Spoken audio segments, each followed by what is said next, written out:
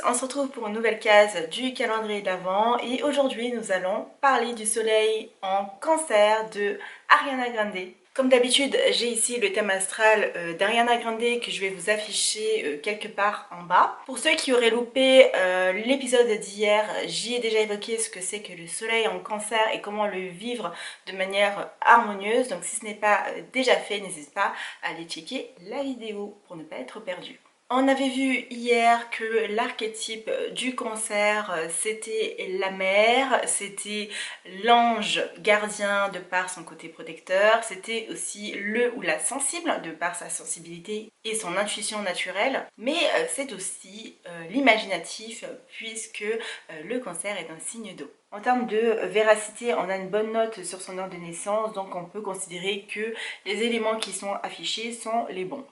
Du coup, au niveau du thème d'Ariana Grande, ce qu'on peut dire, c'est qu'elle a déjà une signature énergétique qui n'est pas très fluide, puisqu'elle a un soleil cancer, un ascendant capricorne et une lune en balance, ce qui fait donc 3 éléments, dont 2 qui sont pas très compatibles. Elle a une majorité de planètes qui sont au-dessus de son thème et on peut remarquer aussi qu'elle n'a pas de planète dans l'élément feu. Par contre, elle a son nœud nord qui est en Sagittaire. Du coup, Ariana Grande a le soleil en cancer dans la maison des responsabilités quotidiennes, des obligations, du travail et du développement des compétences. Il s'agit de la maison 6 pour les astros débutants. On peut déjà s'imaginer qu'elle a un rapport au travail qui est très émotionnel et intuitif. Elle brille quand elle prend soin d'elle et des autres et ça a un vrai impact sur son quotidien. Avoir un soleil aussi en maison 6, et c'est le cas aussi pour la maison 2 et pour la maison 10, le travail dans tous les cas est un vrai sujet puisque c'est dans ces territoires-là qu'on arrive à exister en tant que personne et qu'on arrive à s'imposer et à trouver une raison d'être. Donc si c'est votre cas, que vous avez le soleil en maison 2, 6 et 10, c'est très important d'avoir un travail qui va vraiment vous nourrir et qui va vous inspirer quotidiennement et qui correspond aussi à vos valeurs, sinon vous allez être très malheureux. Du côté de la lune, on est obligé de regarder la lune puisque le soleil est dans le signe du cancer et le cancer est dirigé par la lune. Donc c'est un astre qui est très important dans l'étude de son soleil. La lune fait un aspect avec le soleil en carré et est aussi conjoint à Jupiter. Donc, qu'est-ce que c'est qu'un aspect? C'est en fait les petits traits que vous voyez au centre. Ce sont les dialogues intérieurs qui se font dans notre psyché par rapport à nos différents besoins et à nos différents désirs qui sont caractérisés par les planètes. Du coup, de quoi ça nous parle? Ça nous parle que sa façon de briller est directement liée à son besoin de sécurité intérieure. Ça on l'avait vu déjà avec le signe du cancer, mais là c'est d'autant plus renforcé qu'il y a un aspect direct avec la lune et son monde intérieur. Et donc son bien-être intérieur et le fait de recharger ses batteries, c'est vraiment aussi ce que nous apprend la lune, va être très important pour elle pour pouvoir gagner en vitalité et en confiance en elle. Le soleil est aussi lié à Jupiter puisque Jupiter est conjoint à la lune au moment de sa naissance et donc son énergie et sa joie de vivre est directement liée aussi à la façon dont elle se projette dans la société. Ce que nous dit la balance, c'est qu'il va falloir trouver un certain équilibre et qu'elle s'associe avec les bonnes personnes. Les relations vont être très importantes dans sa vie, donc les relations amoureuses, mais aussi les partenariats qu'elle va avoir, les relations professionnelles. Et donc l'amour aussi peut être un excellent moteur pour elle, puisque c'est vraiment ce que nous indique le signe de la balance. Mais surtout ce que j'y vois avec ce signe d'air, c'est qu'elle a un excellent potentiel pour exprimer avec des mots ce qu'elle ressent et ses émotions. Du coup, ces 3 éléments associés déjà donc en premier temps, le soleil, la lune et Jupiter, ça nous indique que quand elle est down en énergie, et donc qu'elle n'utilise ni l'énergie du cancer, ni l'énergie de la balance, ça a un impact direct sur son monde intérieur, sur son bien-être, mais aussi sur son rôle à jouer dans le monde, sur ses ambitions et ses réalisations. Typiquement, ça la ferait énormément douter d'elle, douter du sens de la vie, de sa place sur Terre, etc. Ensuite, c'est pas fini puisqu'il y a énormément d'aspects à son soleil, donc la vidéo sera peut-être un peu plus longue que les autres. Son soleil fait un trigone avec son milieu du ciel en Scorpion.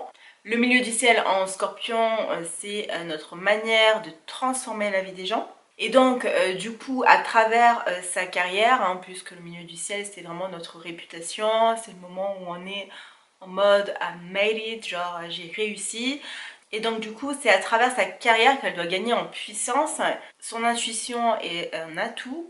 Et aussi, elle a la capacité, avec ce milieu du ciel en Scorpion, de transformer les gens, de transformer la société même, si elle utilise bien l'énergie de son soleil. Le soleil fait aussi un impact à Saturne, donc un trigone, et un sextile à Mars. Donc ces deux planètes nous parlent de leadership, de discipline et de rigueur pour Saturne, mais aussi de passion, de prise d'initiative et de combativité pour Mars. Du coup, avec tous ces éléments, on s'imagine que pour prendre sa place dans le game, elle a dû passer par des étapes, des challenges et du travail à non plus finir en fait. Mais ma foi, ce sextile à Mars lui donne ce peps naturel et quotidien et cette énergie et cette passion qui aussi la caractérise très très bien. De toute façon, c'était soit elle se faisait marcher dessus si elle n'assumait pas la puissance de son Mars. En plus, elle a Mars dans le signe Vierge, qui est un signe très méthodique, très travailleur, etc. Donc c'était soit elle se faisait complètement marcher dessus parce qu'elle était en basse vibration au niveau de sa planète Mars, et si Saturne était en déséquilibre, elle aurait suivi le move finalement de tout le monde, au lieu de prendre son pouvoir. Justement, Mars lui permet de prendre son pouvoir, établir ses propres règles avec un Saturne qui est bien assumé et une posture de leader, pour justement arriver à son milieu du ciel en Scorpion. Et du coup ça lui donne suffisamment de force et de structure pour justement arriver à avoir un tel impact finalement sur les gens. C'est ça, ce milieu du ciel en Scorpion, c'est j'arrive à avoir un impact émotionnel sur les gens, j'arrive à toucher les gens, mais plus encore, j'arrive à les connecter à moi. Ils se reconnaissent à travers mon histoire, à travers mes musiques, etc. Du coup, j'ai un petit peu fouillé sur internet pour aller voir la biographie d'Ariana Grande, parce que je n'ai pas vu son documentaire apparemment, qui est excellent. Donc Ariana, oui, moi je connais comme ça, elle a une huge communauté, j'aime beaucoup cette artiste personnellement et j'aime beaucoup sa musique. Sa communauté s'appelle les Arianators ou les Loves. Donc encore une fois, on a cette caractéristique qui est très intime, qui est très cancer pour le coup. C'est vous faites partie de ma famille, donc elle les appelle comme ça et du coup c'est ses chéris, c'est ses amours, et ses fans en fait sont sa famille, et donc elle a ce rôle très protecteur avec eux. Elle a vraiment ce truc très cancer.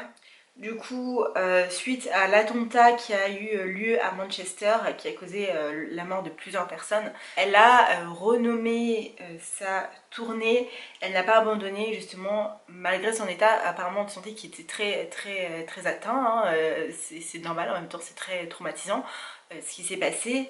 Et justement en fait elle s'est relevée et elle a assumé justement sa position de Scorpion, de Mars et de Saturne à Bâle, et elle a renommé du coup sa tournée en hommage aux victimes, pour aller justement porter un message de soutien aux familles et à ses fans. Et elle dit ils sont vraiment ma source d'inspiration pendant la tournée. Ils m'aident à tenir. Je n'aurais pas pu faire tout ça sans leur amour, leur motivation et leur inspiration. L'amour de ses fans, de sa communauté, l'aide en fait, c'est son cocon réconfortant de soleil en cancer, et ça la pousse à une détermination sans faille. Je l'ai pas dit là, mais la lune et Jupiter sont en maison 9 aussi. C'est la maison de la philosophie de vie, c'est la maison des expériences de vie, des voyages et de ce qu'on a envie de réaliser, mais c'est aussi une maison qui nous parle de transmission, et donc vraiment elle transmet au travers de sa lune, donc c'est la partie la plus intime chez elle et du coup elle donne en fait accès à cette partie intime là à ses fans, puisque voilà, c'est une maison qui nous parle de transmission de messages, transmission d'apprentissage, d'expérience, etc. Du coup, pour finir, j'ai remarqué que ses musiques parlaient énormément de ses relations, de ses émotions, avec Thank You Next ou encore Ghostin', où justement elle fait référence à son ex Mac Miller qui est décédé, et du fait qu'elle a du mal en fait justement à s'en remettre. Ses relations l'atteignent particulièrement, hein, puisqu'effectivement elle a la lune en balance. Mais voilà, ce qui est particulièrement émouvant, c'est que dans cette musique qui est très dure, qui est très triste, et en plus de cela, elle dit dans une interview que c'est la chanson la plus difficile qui lui a été donnée d'écrire et que depuis le studio, en fait, elle ne l'a jamais réécoutée, tellement je pense que c'était une offrande, en fait, finalement, cette musique qu'elle a produite.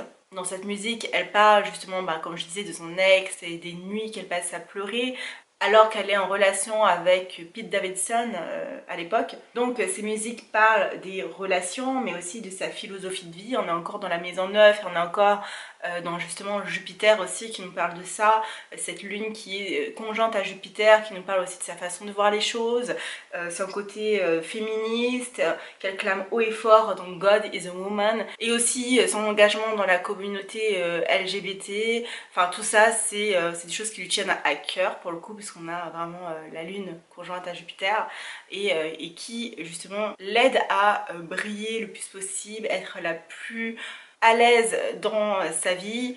Et donc voilà, tout ce mélange-là l'aide quotidiennement à nourrir chez elle une identité qui est solide, hein, puisqu'on parle encore une fois du soleil. Donc tous ces archétypes-là doivent être intégrés justement à son soleil. Et c'est ce qu'elle nous montre aujourd'hui au travers de ses musiques, de son art, etc. Et c'est assez dingue de voir qu'elle a en fait énormément conscience de ses énergies, mais en même temps, avec un soleil en cancer et des intuitions de malade, une sensibilité comme ça, on est déjà plus apte finalement à réceptionner les choses vers le soi, vers l'intérieur, pour ensuite mettre en action. Écoutez, c'était tout pour aujourd'hui, pour cette analyse du soleil d'Ariana Grande en cancer. J'espère que cet épisode vous a plu. Si c'est le cas, n'hésitez pas à me le dire en commentaire et à liker cette vidéo, à la partager. Dans tous les cas, moi je vous retrouve demain pour une nouvelle vidéo où on parlera du soleil en Lion. Donc si j'ai des lions qui m'écoutent, n'hésitez pas à vous abonner pour ne rien louper. Ciao ciao!